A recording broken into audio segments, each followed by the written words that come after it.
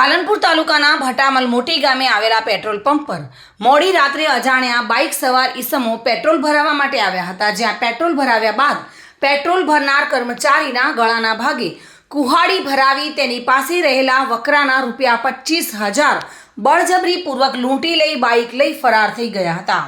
જો કે આ લૂંટની ઘટના સીસીટીવી કેમેરામાં કેદ થતાં પોલીસે બનાવની તપાસ હાથ ધરી છે।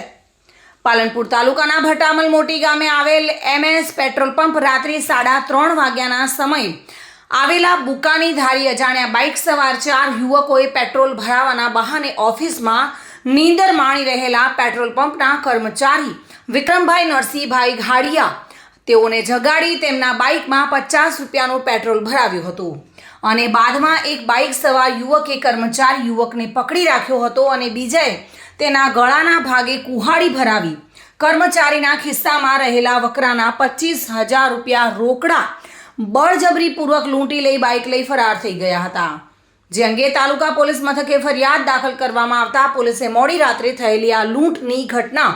અહીં લાગેલા સીસીટીવી કેમેરામાં કેદ થઈ હોવાથી તેના આધારે અજાણ્યા લૂંટારુઓને ઝડપી લેવાની તજવીજ હાથ ધરી છે। Bureau report, today Gujarati news.